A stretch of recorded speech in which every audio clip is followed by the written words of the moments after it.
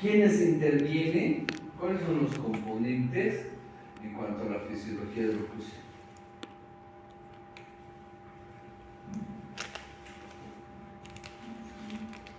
Una definición primero, a ver. ¿Cómo define?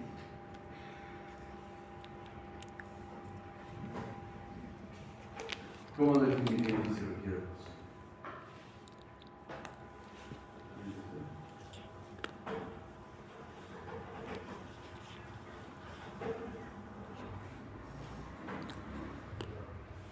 ¿Cómo definiría? Algo sencillo, sin mucho término. ¿Qué definiría?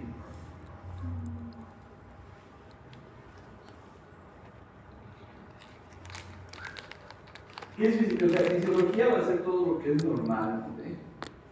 Entonces, al ser normal, ¿qué tendría que tener? ¿Qué tendría que haber? Homeostasis, y para conseguir homeostasis, ¿qué tendría que haber? Ya. ¿Y qué componentes tendría que tener el equilibrio o ese estado de homeostasis? ¿Qué? ¿Pero qué? ¿Cuáles serían los componentes? Fisiología de la oclusión se va a definir como una oclusión en la cual existe un equilibrio funcional, ¿eh? Y al haber un equilibrio funcional va a haber una homeostasis porque todo va a estar balanceado, ¿eh? Y van a estar implicados los tejidos de masticación, procesos biológicos, factores ambientales, locales, que estén en balance. ¿Ya? ¿Cuál va a ser la importancia? ¿Cuál sería la importancia? La importancia de la fisiología de oclusión es que no haya puntos prematuros de contacto. Cuando hay puntos prematuros de contacto, ¿qué hace nuestro organismo para mantener una homeostasis, para mantener ese equilibrio? Si hay movimientos de cierre sin interferencias, cuando hay interferencias, ¿qué pasa? No tanto desgaste, o sea, el desgaste es más patológico. Cuando va a haber interferencias, los dientes siempre van a tener la necesidad de estar en oclusión. ¿Y qué es oclusión?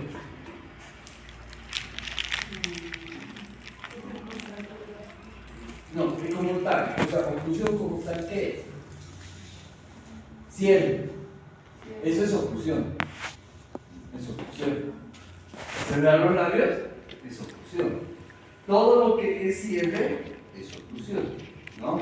Entonces, en la fisiología de la oclusión, o sea, vamos a ver todo cuando se refiere a oclusión, cuando está cerrada la boca, cuando está cerrada la boca va a haber contacto, ¿no? No tiene que haber estas interferencias. Cuando empiezan a haber estas interferencias, los dientes siempre van a querer engranar unos con otros, entonces puede ser que se puedan mover los dientes, entonces va a haber ahí malposiciones dentarias, ¿no ven? Para que haya una homeostasis también es importante que las fuerzas en ambos lados sean las mismas, que la misma cantidad de puntos de contacto del lado derecho sean en el lado izquierdo. Si no vamos a tener esos parámetros, no va a haber una fisiología, no va a haber una homeostasis, no va a haber un equilibrio, ¿no? La masticación tiene que ser fácil en ambos lados, es decir, hay personas que de un lado tienen una mordida abierta o cruzada y del otro lado es normal. Entonces, fisiológicamente no es normal que tenga ese acontecimiento. ¿Qué es lo normal? Que de ambos lados estén ocluyendo en clase 1. En relación con lo que es clase hemodiaria, ¿no ve? Y las fuerzas en sentido axial. ¿A qué se refieren estas fuerzas en sentido axial en los dientes? ¿Qué va a ser las fuerzas en sentido axial?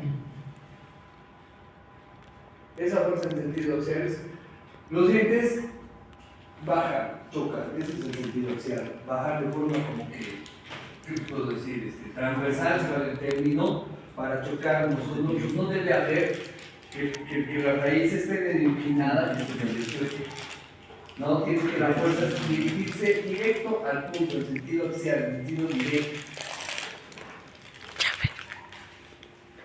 ¿Cuáles van a ser los componentes? Van a ser los músculos, nervios, el ATN, los maxilares, los dientes, el periodonto y el hueso. Los músculos, ¿qué van a hacer? Estos, ¿qué van a hacer? Van a medir la fuerza con la cual nosotros vamos a tirar a fluir, vamos a tirar, y también nos van a dar la capacidad de poder abrir y cerrar la boca. El ATN, ¿qué va a tener? ¿Qué va a tener? El ATN, ¿qué va a tener? Va a tener esa relación que la mandíbula pueda trabajar de forma homogénea y no se vaya a un lado o al otro lado en un estado fisiológico. ¿Y los maxilares qué van a hacer? Pero ya, van a soportar los dientes, está bien. ¿Y qué van a hacer los dientes?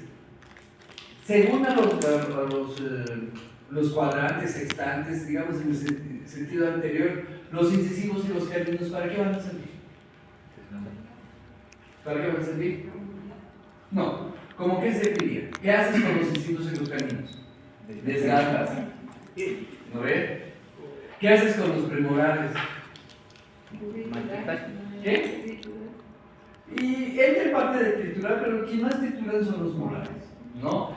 Si hacemos como ¿quién trabaja más? Son los molares, porque los molares tienen que aportar como un gránulo fino para que se pueda formar un bolo alimenticio y los jugos gástricos no nos dañen nuestro microorganismo o no nos hagan rectificar. Por eso es importante el eficiente masticatorio. El eficiente masticatorio se va a referir a cuál es la capacidad que nosotros tenemos en triturar la comida. No todos trituramos ¿cómo se puede decir? Un grano fino, otros pueden ser un poquito más gruesos, otros pueden ser otros más gruesos. Eso depende, pero no todos, digamos, tenemos todos los dientes. Algunos les suele faltar uno, otros pueden tener, apertura. En el sector posterior puede estar con un poco de apertura, entonces, por más que tenga todos los dientes en boca, si digamos estos dientes estuvieran más arriba, no va a poder ocluir, no va a poder cerrar, no va a poder morder o desgarrar, triturar, ¿no? ¿Y el periodonto qué va a hacer? Y el periodonto nos va a ayudar, todo lo que es periodonto, todo lo que va a estar alrededor. Nos va a servir para amortiguar, para no lastimarnos, para que estos nervios que están en nuestros dientes no se cercenen. Sí se pueden cercenar si nosotros, no sé, comemos algo muy duro y apretamos, ahí sí podemos cercenar porque esto tiene el espesor de un cabello. Entonces, esto al chocar de forma abrupta, digamos, se va a cercenar, se va a cortar y va a perder este diente ya su nutrición. Porque ¿quiénes van a nutrir al diente? ¿Quién? ¿Quién nutre al diente? El nervio, ¿de qué está compuesto? Ya les he dicho anteriormente. Todo nervio de los dientes, ¿por qué va a estar compuesto? Va a estar compuesto por una vena, por una arteria y por un nervio. La arteria, ¿qué hará? Una pequeña arterita que es aquí, ¿qué va a hacer? Va a nutrir. Una vez que nutra, se va a salir todo por la vena. ¿Y el nervio qué va a hacer? Le va a dar la sensibilidad al diente. ¿No ven? Este nervio le va a decir, mandame más calcio, que estoy descalcificando. ¿Qué va a hacer? Pues el transporte por sangre, por una arteria, van a agarrar, van a tener el diente. ¿Hasta aquí les han entendido o no? ¿Cómo sería la tríada céntrica? Ustedes han explicado lo que es relación céntrica. ¿Cuál es el concepto de la relación céntrica? ¿Cómo tiene que estar? Más superior, medio. El cóndilo, ¿cómo tiene que estar? ¿Alguien ha expuesto eso? De la relación de los cóndilos en relación céntrica. ¿Tiene expuesto eso? Tiene que estar en relación con la mandíbula y con el maxilar. Claro, pero tiene una postura más superior, media. Unos manejan más superior, media y anterior. Otros solo manejan más superior y media. El condilo en relación céntrica tiene que estar más superior y media. y otras dicen más superior, media, posterior. Los códigos tienen que tener una relación céntrica funcional, tienen que estar en relación más superior y media. La musculatura en un estado de equilibrio. ¿A qué se refiere con estado de equilibrio?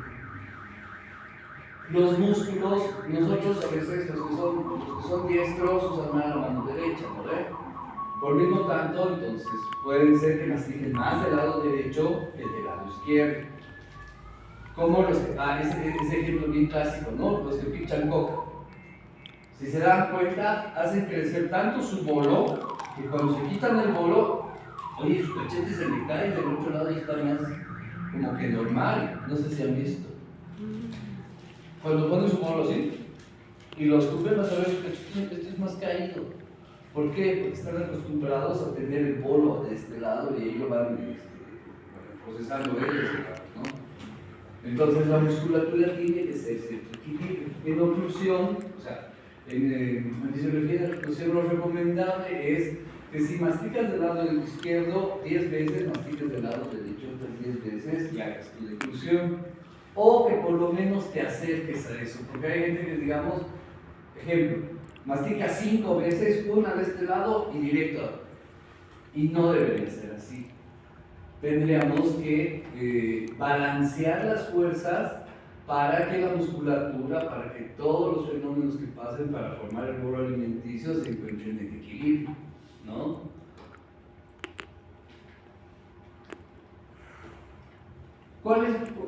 ¿Cuál va a ser la oclusión ideal?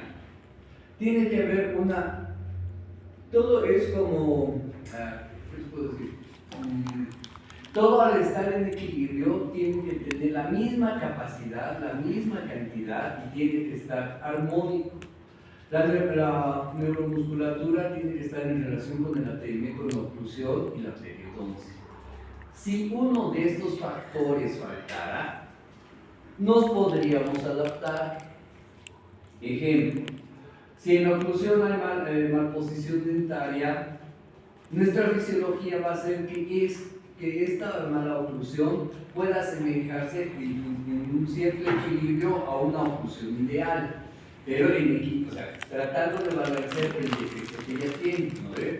Tiene que tener una armonía estética, ausencia para funcionar, es decir, que no tiene que tener otras funciones extras. ¿Qué serían otras funciones extras? ¿Qué hacen con la boca que es lo que no se debería hacer? Por ejemplo, la gente que trabaja como albañil o zapatero, digamos, pone clavos en la boca. Al poner desgasta esos dientes. ¿Y los dientes qué van a hacer para tener oclusión? Van a seguir bajando para compensar y para poder agarrar. Por eso van a haber personas que cuando no tienen buena oclusión, no tienen buenas relaciones entre los maxilares, o los de abajo o los de arriba se suelen un poco bajar. ¿Por qué? Porque les falta puntos de contacto. En la boca hay 138 puntos de contactos. ¿No ve? Cuando hay un equilibrio funcional, no tiene que producir desgastes ni movimientos dentarios. ¿Cuándo se producen movimientos dentarios? En personas adultas. ¿Ya? ¿Por qué más se puede hacer esto? ¿Por qué más puede haber movimientos dentarios? Por un problema periodontal. ¿Por qué? Un problema periodontal. ¿Ya? ¿Por qué más puede haber? Malos hábitos. Hay gente que se chupa el dedo o hay gente que interpone cosas, entonces ¿qué va a pasar? Va a haber diastemas. ¿Y diastemas quiere decir qué? Entre diente y diente. Entre los dientes se puede subir como entre diente y diente. ¿No ve?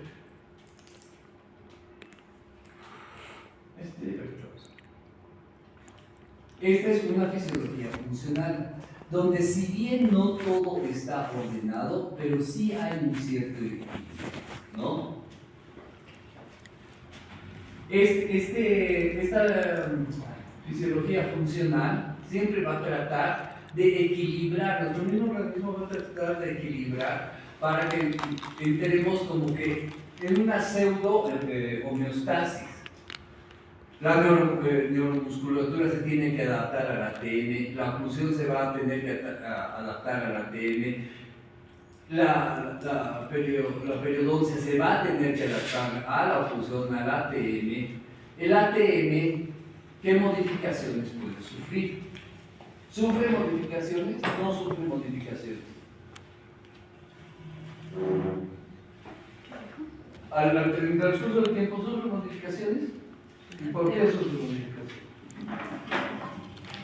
La mayoría de las modificaciones que sufre es por nuestra culpa. ¿Por qué puede ser por nuestra culpa? Que tengan problemas en el ATM. Si digamos lo neuromuscular está relacionado con el ATM, lo que es la fisiología de la oclusión. La oclusión está relacionada con el ATM. La periodoncia puede estar relacionada con el ATM. Pero ¿por qué el ATM puede sufrir cambios? ¿Qué nosotros tendríamos que hacer para que esto no esté ordenado? ¿Qué tendría que pasar? ¿Por qué nosotros podemos ser los primeros causales de disfunciones de ATM? Por obturaciones, curaciones.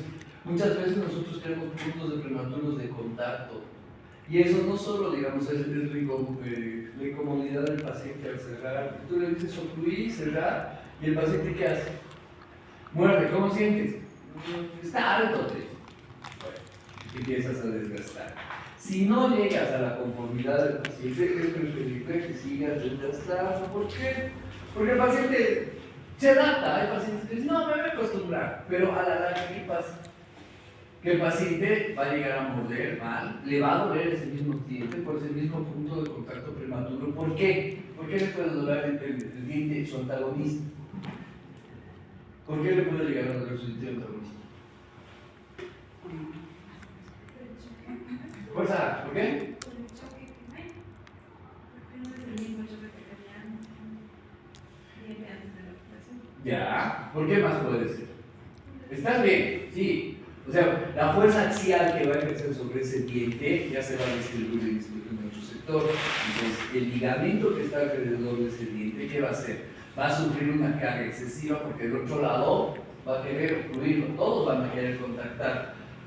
Nadie, ninguno de nosotros puede contactar del lado izquierdo sin que el otro contacte. ¿No ven? Uno de los movimientos que tiene la boca, ¿qué es? Ustedes lo han dicho.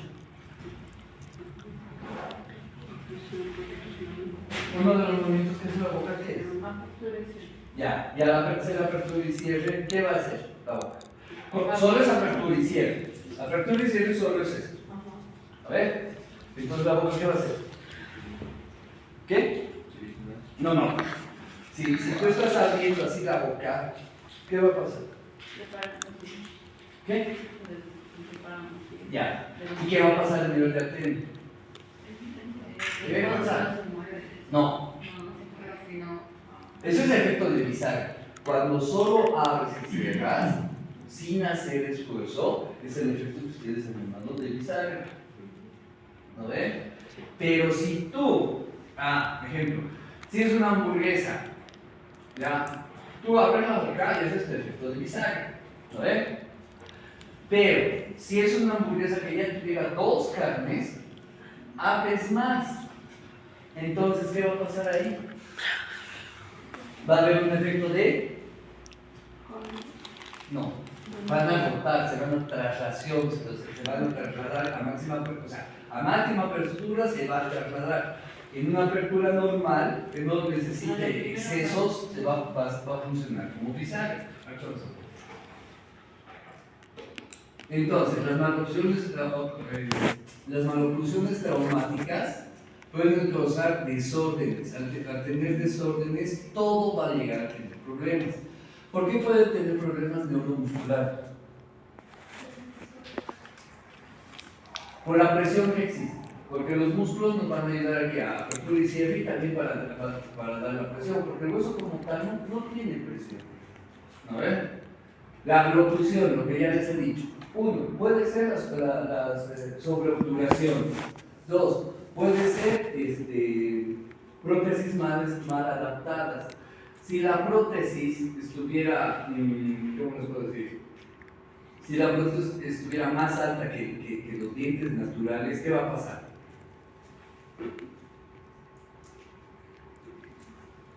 Ay, si ustedes, pónganse el caso, si ustedes le ponen una prótesis y no sienten que sus dientes chocan, ¿qué va a pasar? Van a hacer el intento de que choque. Y al querer hacer el intento de que choque, ¿qué van a ocasionar? Presión. Y al ocasionar presión, ¿qué va a trabajar más? Sus músculos, porque van a forzar que cierren. Es lo mismo que ahorita ustedes pues se pongan un dulce pequeño en la boca y quieren cerrar la boca. Entonces ahí van a sentir que no están contactando los dientes. ¿Y qué van a hacer para que contacten? Van a hacer más presión. Y al hacer más presión, o bien lo van a romper el dulce y van a conseguir su objetivo, pero en las cromos, en las prótesis removibles, ¿qué pasa? No van a conseguir su objetivo, se van a fatigar, van a hacer una fatiga muscular y van a sentir que toda su boca se ha cansado sin hacer nada. En las personas, en los edéntulos por completos, viejitos, ¿cómo pueden llegar a esto, a una fisiología? ¿Cómo se puede llegar? Si ustedes ven que los pacientes no tienen dientecitos, ¿cómo pueden compensar esto? Con prótesis. Pero ¿cómo saben que su prótesis no les va a causar problemas? ¿Cómo saben que digamos, el paciente va a morder y va a decir, ay doctor, creo que está muy alto, no muerdo así? ¿Cómo le devuelven otra vez la funcionalidad de esa cavidad oral? Cuando se hace prótesis, se hace con un ensayo, se hace con un borrador, lo que han hecho con sus rodetes, ¿lo ve? Con el acrílico. Esos rodetes en la parte posterior se desgastan, ¿ya? Y después se le va adaptando al paciente. Y se ven dos cosas. Uno, que el rodete no sobresalga tanto, por ejemplo, yo lo picudo, ¿no? Y el otro se le dice al paciente que muerda. Y el paciente, clarito, van a sentir que ya los rodetes contactan. Si no contactan, lo dejan ahí un rato del paciente. Espérenme, se van a hacer otra cosa y el paciente ya está. ¿En qué está? Igual lo han dado ustedes. Cuando no hacemos nada, ¿qué se llama? ¿Qué estamos haciendo? En reposo. Entonces el paciente se va a quedar con la boca abierta y ustedes le miden. Eso. Y tienen que conseguir tener la misma altura con sus prótesis, pero en reposo. ¿Entienden? Porque si no, el paciente se va a sentir contactando sus dientes de forma prematura. Van a ser, si este es su estado de reposo, van a hacer que su estado de reposo sea más grande. Va a parecer que el paciente se está bostezando, quiere comer algo, ¿no? Entonces, ¿cuál es la importancia de mantener esta fisiología? Porque esta es la ideal. No todos tenemos este tipo de, ¿qué se llama? De oclusión fisiológica, la ideal. Ya sea por ende de factor, hasta 2 o 3 dientes que tengan pequeñas quiroversiones, ya te marca la diferencia, ya no estás en este rango. ¿Por qué? Porque tal vez no vas a poder desgarrar algo, o tal vez no estás fracturando bien algo, ¿no? La fisiología, la oclusión fisiológica se va a encargar de mantener casi todo en equilibrio o en hemostasis, ¿no? Y cuando va a ser una mala oclusión, cuando se va a desadaptar todo, ya va a haber trastornos, va a haber disfunciones que van a ocasionar que todo se vaya alterando. Ejemplo, yo he tenido un paciente que era la lotería de todo ortodoncista. Era clase 3, imagínense. Clase 3, mordida cruzada, mordida de tijera posterior, mordida abierta anterior. Entonces, ¿con qué comía? No tengo su radiografía, se los hubiera traído. Ese paciente era destinado para hacer se llama cirugía ortognática, hacer clases de por 1, 2 o 3. ¿Por qué? Porque no había competencia, o sea, no había competencia de sus basales, de sus huesos. y al no haber competencia de sus huesos, necesariamente, ni extrayéndole premolares, porque usualmente eso se usa, es como camuflaje. Sacas premolares y llevas el sector anterior hacia el posterior. Pero él tenía mordida cruzada, había que hacerle un criss-cross, había que hacerle cirugía, y lo peor que es que hacerle cirugía en el sector anterior, porque la parte del hueso no ha desarrollado por completo, porque no podías poner ni ligas para cerrar en este sentido. Entonces el paciente que aquí ha llegado, hemos llegado de camuflar lo más que hemos podido, la expectativa de él creo que ha sido buena, sí, pero faltaba mucho por hacer, porque él teniendo sobre todo ósea podía hacerse su cirugía, hacer ocluir de forma ideal y adecuada para que pueda comer y triturar. Él básicamente solo por sus segundos molares comió. Nada más, porque después todo era mordida abierta. Y se imaginan qué calidad de gránulos consumía. Y era un paciente, ya debe tener sus 25 tal vez. Yo lo he tenido sus 15, 14, más o menos. ¿Se imaginan qué gránulo estás, o sea, y qué cosas comer? ¿Ustedes creen que va a poder comer una vida? Básicamente, digamos, hasta la misma lengua debe rozar con su paladar para ayudarse a triturar la comida. Y su dieta debe ser entre blanda y líquida, no creo que sea mucho sólido, ¿no? Hamburguesas, no sé. Pero su eficiencia masticatoria va a ser pobre, ¿no? ¿Qué tipos de mordidas conocen? ¿Qué tipos de mordidas conocen? Ya, una abierta.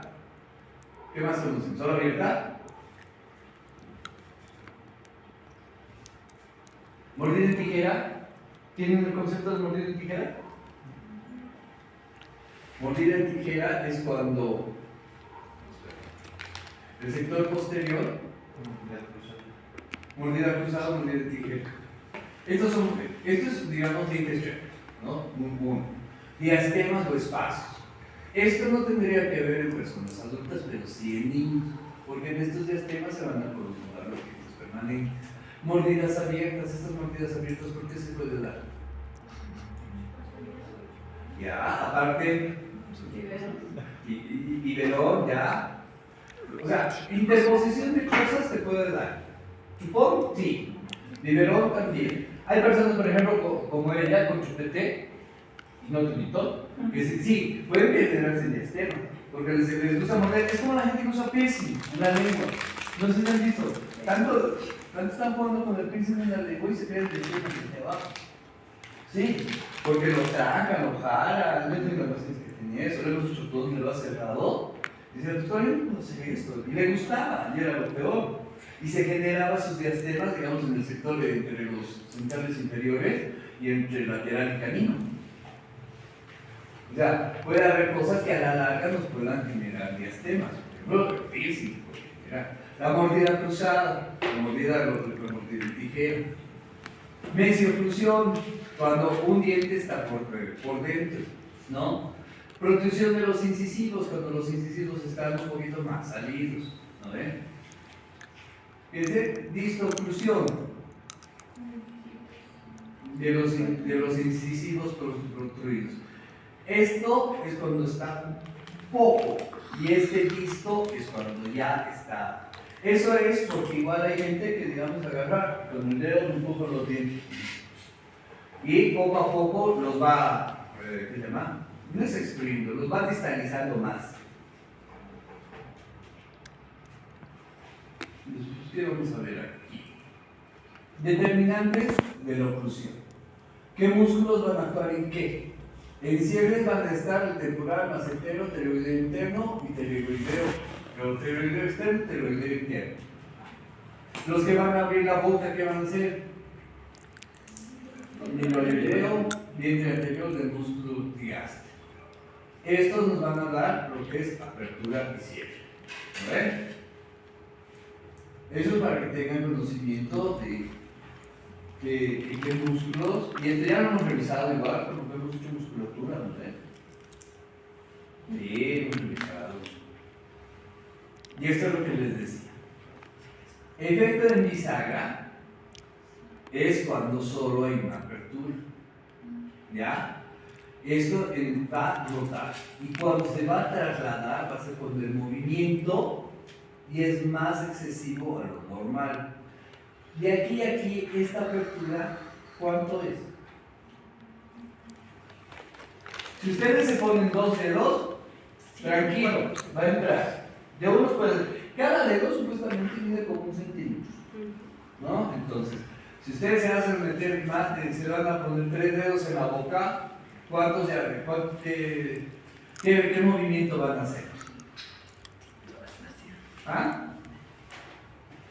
Si se ponen 3 dedos, ya va a ser movimientos excéntricos, porque están produciendo una traslación. Están haciendo que los polos condilares se vayan más para adelante para poder abrir la boca. Y los músculos les van a ayudar a que no se queden así con la boca abierta. Ay, ojo, personas hiperlaxas. ¿Esto qué es? Espérenme. Espérenme tantito.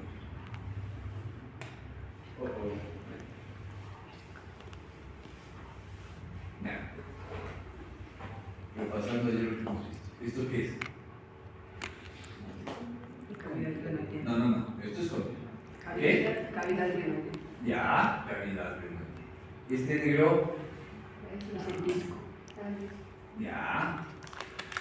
El disco siempre va a acompañar al. En todos los tipos de movimientos. ¿No ve?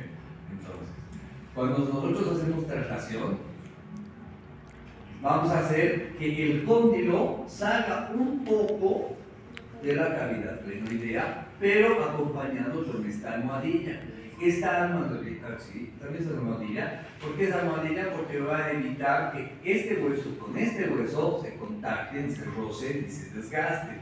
Este es como su amortiguador. Es como una. ¿Qué les puedo decir?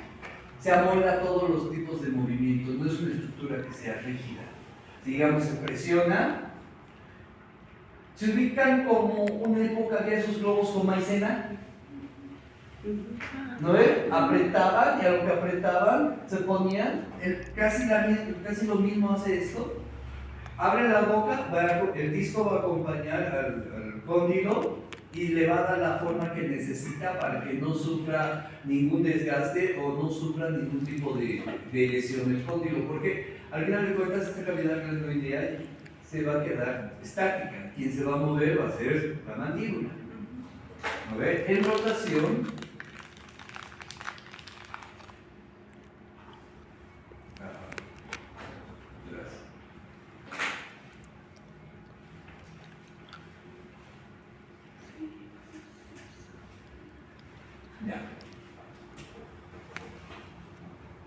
en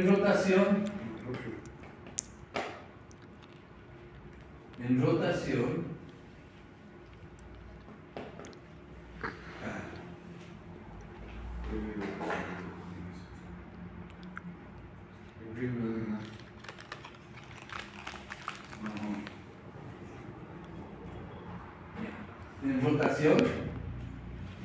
solo va a rotar hacia arriba y hacia abajo como si fuera una bisagra. Va a bajar y va a subir, nada más. Y va a tener movimientos excéntricos. Va a ser en relación céntrica. Y en rotación va a ser excéntrica. Entonces, ¿cuáles van a ser los movimientos de la mandíbula? Verticalmente va a ser céntrico y excéntrico. Después ya lateralmente y haciendo un poco no. Después es de propulsión, retropulsión.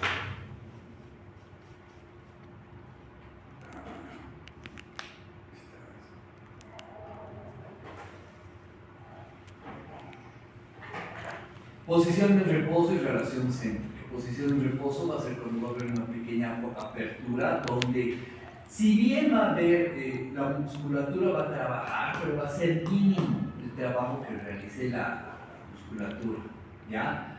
Y la presión de los tejidos articulares va a ser nula, neutra, no va a trabajar, no va a hacer nada. ¿Conocen el término stand-by?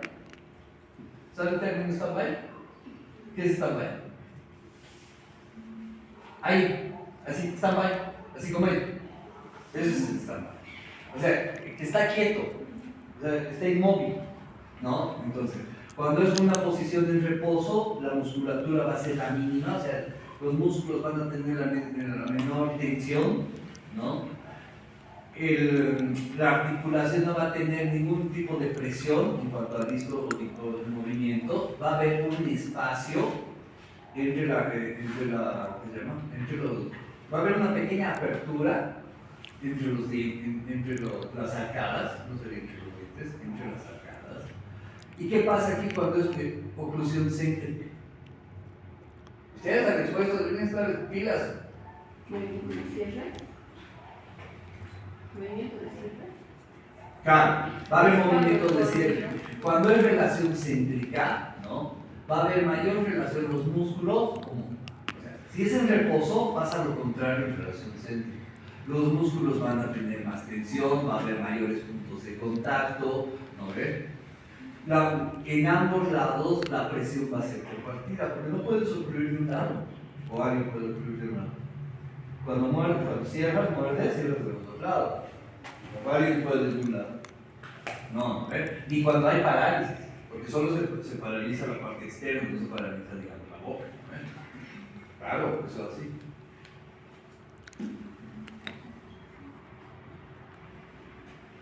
Y lo que les decía, ¿no? Cuando hay movimientos de apertura máxima. ¿Cuánto va a ser los movimientos de apertura máxima? Va a ser de, como máximo, hasta 5 milímetros. Funcional va a ser 4 milímetros. Por eso les decía, cuando rota, tiene una apertura de 20 milímetros.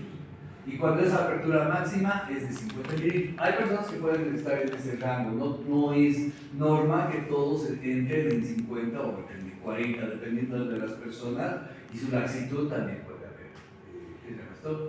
Puede haber modificaciones, esto no es tan puntual, tan preciso. ¿Ya? Siempre, nunca se olvide. Cuando se abre, cuando hay una traslación, cuando hay cualquier movimiento del maxilar inferior, siempre el disco va a ir acompañando al cóndilo en todo momento. Cuando no acompaña, cuando hay sonidos, cuando hay crepitaciones, eso ya es patológico. ¿Ya? Después, ¿qué más?